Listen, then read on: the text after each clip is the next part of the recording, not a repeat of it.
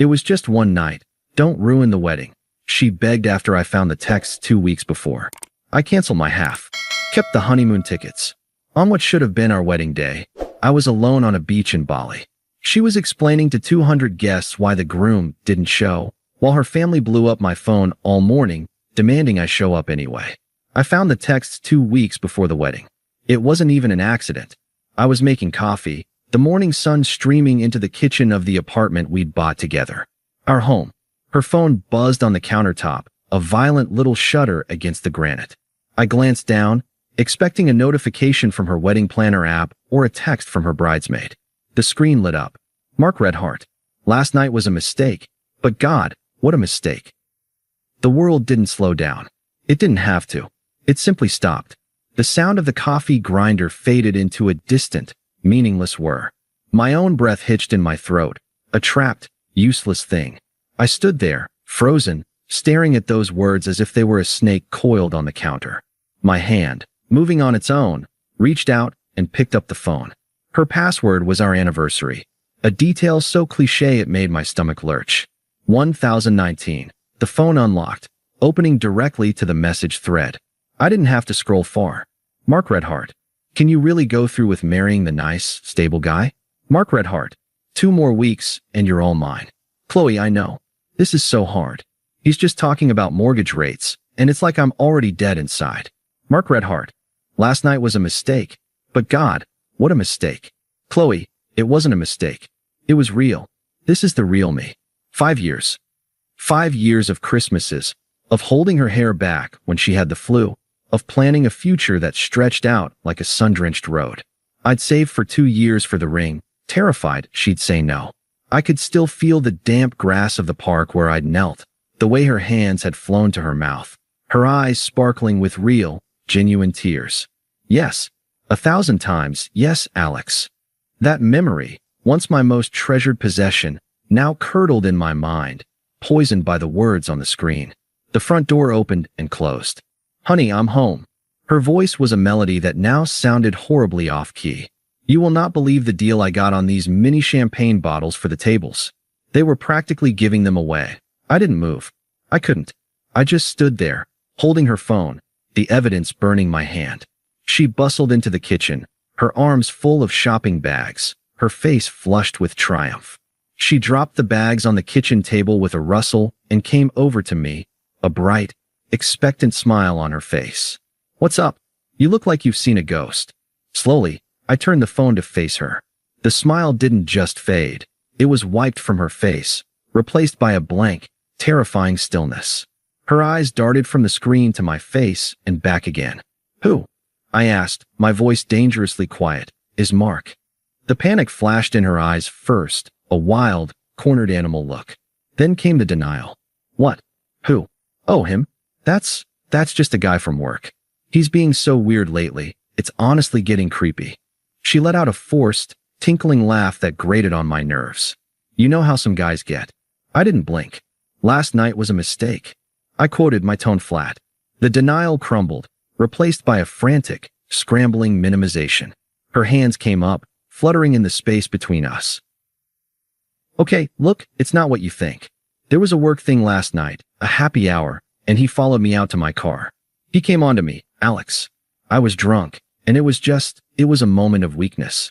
It was nothing. Nothing, I repeated. The word felt like ash in my mouth. 2 weeks before our wedding.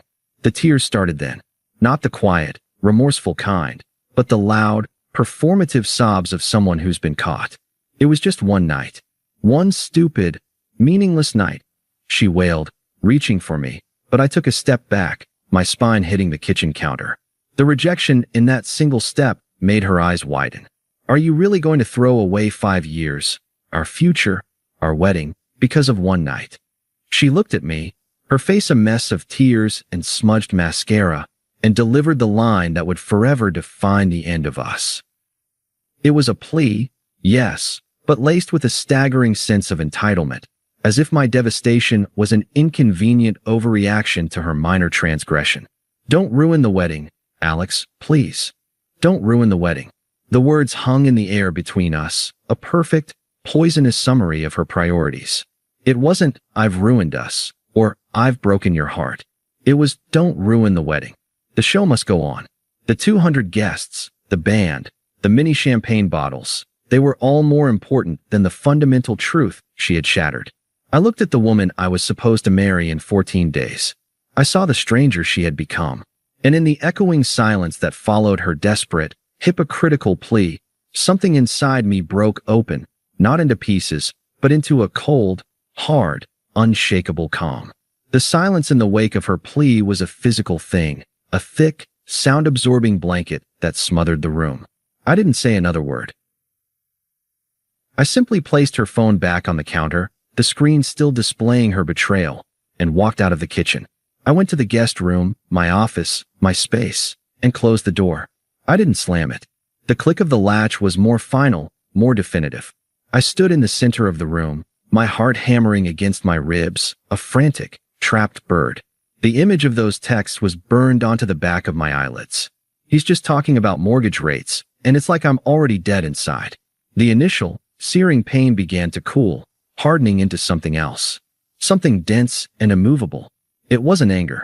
Anger was hot and messy. This was cold. This was clarity. I heard her sobbing in the kitchen, then the sound of her phone furiously dialing. Probably her mother. Probably already spinning a version where I was the unstable one, overreacting to an innocent misunderstanding. It didn't matter. I sat at my desk, the one where I drafted our wedding vows just a month ago, and I opened a new, blank document. The cursor blinked, a steady, metronomic pulse. I began to type, not vows, but a battle plan. A list. 1. David. 2. Move essentials. 3. Vendors, my contracts only. 4. Honeymoon tickets. 5. The letter. The plan was a lifeline. Each item was a handhold out of the chasm of despair. I focused on the logistics, the clean, clinical steps of dissolution. It was the only way to keep the howling void at bay. I picked up my phone and scrolled to David's number. My best man. My brother in everything but blood. He answered on the second ring, his voice a cheerful boom. Hey, Groomzilla. Finalizing your playlist? I told you no Nickelback. It's off, I said, my voice eerily calm, flat. The wedding. It's off. The line went silent for a full 3 seconds. What? What are you talking about? Did someone die? Qley cheated. I found the texts. 2 weeks ago. Some guy from her work named Mark. Holy shit, David breathed. The levity was gone, replaced by a low, protective fury. Alex, are you okay? What the hell happened? The details don't matter. What matters is I'm canceling my half of the wedding. I need a place to crash for a few weeks. And I need you to be my point man. I'm going dark. There was no hesitation. Of course. You know where the spare key is. I'll clear out the garage for your stuff. What's the plan? The plan is I disappear. Today, while she's at her final dress fitting. Jesus. Okay. What do you need me to do? Just be on standby. I might need you to be my voice for a day or two. I can't talk to them. You got it, brother. I'll handle whatever you need. Get over here. I hung up. The first brick was laid. The next few hours were a montage of focused, emotionless activity. I became a ghost in my own home. I took 2 large suitcases from the closet and began filling them with my life.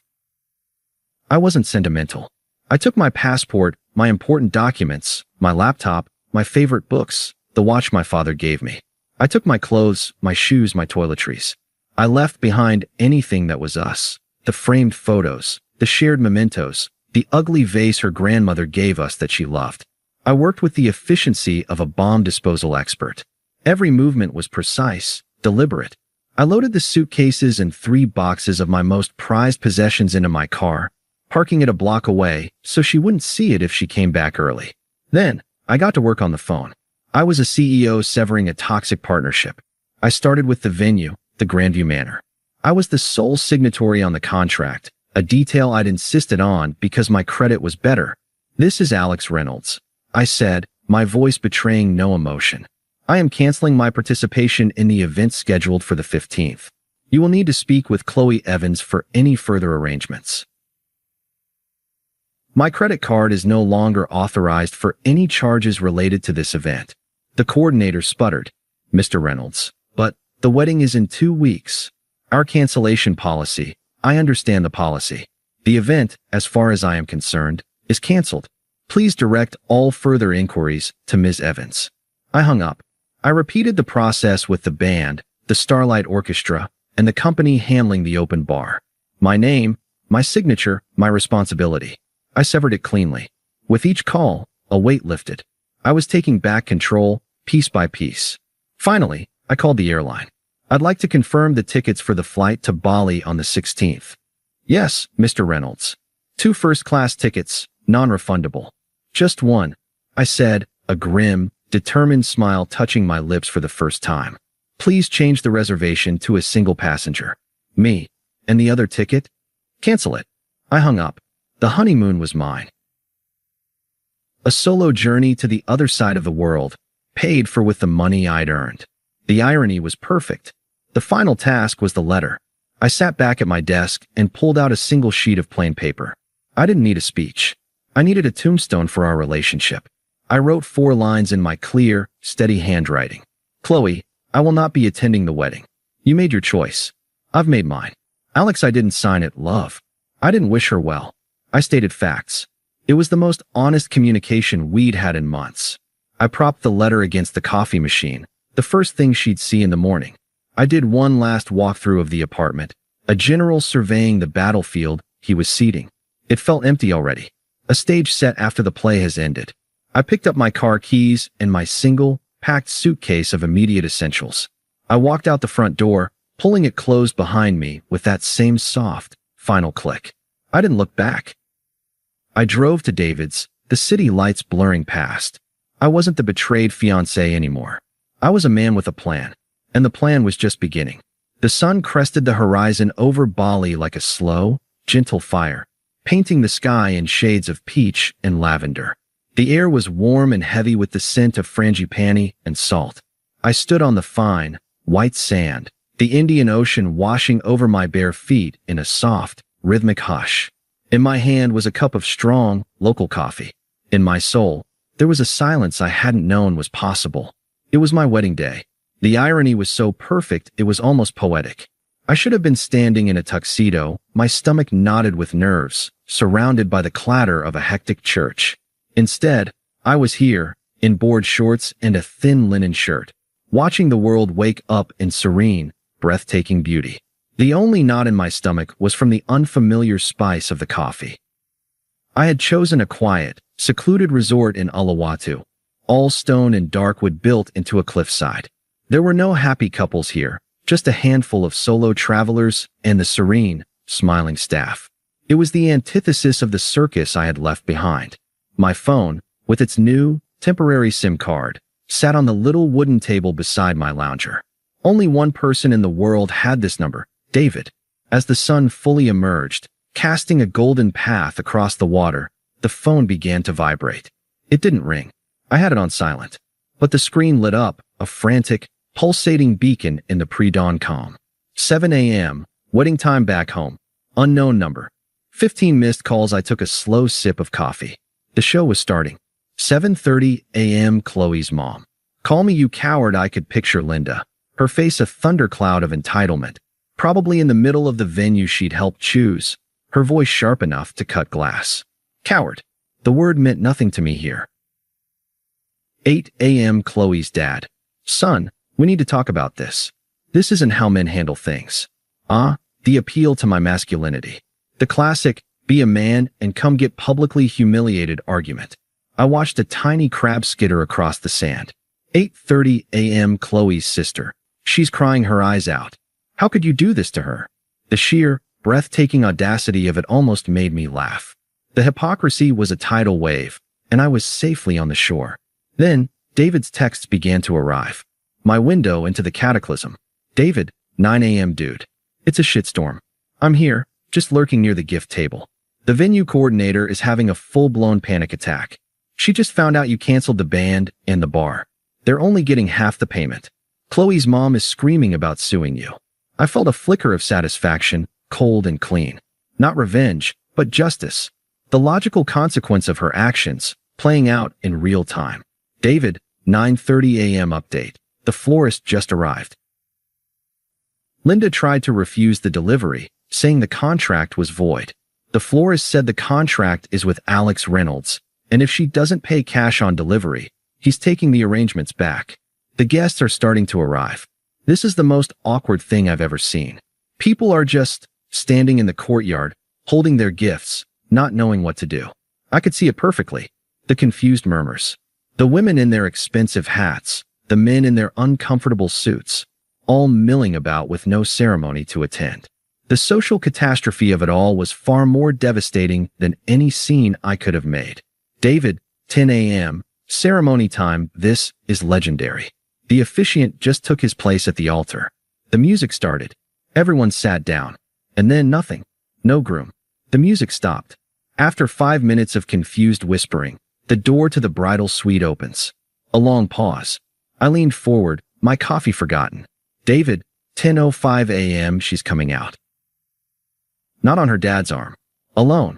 She's in her full wedding dress, hair and makeup perfect, but her face is a swollen, red mess. She walks to the front, where the officiant is looking pale as a ghost. She takes the microphone. My heart was calm. My breathing was even. David, 10:07 a.m., she just said. The wedding is off. Alex couldn't go through with it. Her voice was all shaky. Someone in the back, I think it was my cousin Steve, yelled why. The whole place heard it. She just broke down. Full on, ugly cry sobbing into her bouquet. It's a train wreck. I'm leaving before her mom sees me. My work here is done. I put the phone down. The image was complete. The perfect, beautiful wedding, the event she valued above our relationship, had curdled into a public spectacle of humiliation. She had told her version. I couldn't go through with it. A final, cowardly lie to avoid admitting her own guilt. But everyone in that room knew. The truth has a way of seeping through the cracks. A strange, morbid curiosity gripped me. I needed to hear it. I needed to hear the sound of the wreckage. I went into my phone's settings and, with a few taps, unblocked Qley's number. It took less than 60 seconds. The phone lit up, her name flashing on the screen like a specter from a past life. I let it ring 3 times, watching the waves roll in, before I accepted the call and put the phone to my ear. I said nothing. Alex. Her voice was a ragged, hysterical sob, torn apart by hyperventilation. Oh my God, Alex, please. Where are you? You have to come. Everyone is here. My family, my friends. You're humiliating me. I remained silent, letting the sound of the Balinese waves, a soft, rhythmic crash, filter down the line. Please, she screamed, her voice cracking. I'm sorry. I'm so sorry. It was a mistake. I'll do anything. Just come and marry me. We can fix this later. Just please don't do this to me today. That was it. The final, stunning reveal of her character. Just come and marry me. We can fix this later. She was still trying to manage the crisis, to get through the performance, willing to chain us both to a lie for the sake of appearances. I finally spoke, my voice calm and steady, a stark contrast to her chaos. I'm not ruining the wedding, Qley. You did that 2 weeks ago. I'm just not attending the wreck. There was a sharp intake of breath, followed by a guttural sound of pure fury. The mask was fully off now. You selfish bastard, she shrieked. Do you have any idea what you're doing to me? To my family? You're going to throw away everything for one night. The repetition of her own twisted logic was its own punishment. She was trapped in it. Goodbye, Qley, I said, my tone final, flat, and utterly devoid of emotion. I ended the call. I didn't wait for her response. I navigated back to my settings, blocked her number again, and then I did something I should have done long ago. I opened my contacts, found her name, and pressed delete. She was gone. I walked down to the water's edge, the warm foam washing over my ankles. The sun was high now, warm on my skin. In the distance, a fisherman was guiding his wooden outrigger canoe. Life was moving forward. My phone was silent. The chaos was 10,000 miles away, a distant storm I had safely weathered. I was alone on my wedding day, and for the first time since I'd found those texts, I was completely and utterly at peace. I returned from Bali 2 weeks later, my skin sun-kissed and my spirit quiet. The frantic energy of the city felt alien after the rhythmic lull of the ocean. I moved into David's spare room, a temporary base camp while I searched for a new apartment. The hunt was clinical, efficient. I chose a modern high-rise with a view of the river, a clean break from the cozy, street-level life I'd shared with Qley.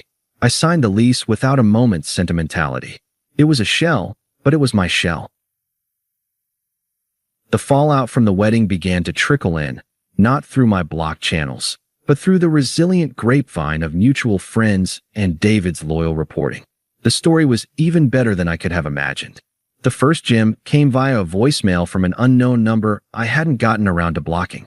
It was Jessica, Qley's maid of honor, her voice strained with performative concern. "Alex, hi, it's Jessica. Look, I know things are complicated, but I thought you should know. That guy, Mark, from her work, he ghosted her. The day after the wedding, he told her he couldn't handle the drama and transferred to a different branch. Can you believe it?" I could, actually. It was the most predictable twist in the story. David filled in the rest over a beer at his place. So, the word is her parents are out almost 40 grand. The deposits they couldn't get back, the band, the flowers, all of it. They're furious. Apparently, they're blaming her for being careless and getting caught. Classy family. And Qley, I asked, the name feeling foreign on my tongue. Lost her job. Not fired, but encouraged to resign. The whole scandal was too messy, and Mark was apparently her supervisor. Big HR no-no. So, no man, no job, and a mountain of debt. She's back living with her parents. He took a long swig. Karma's a bitch, and she works fast. I felt nothing.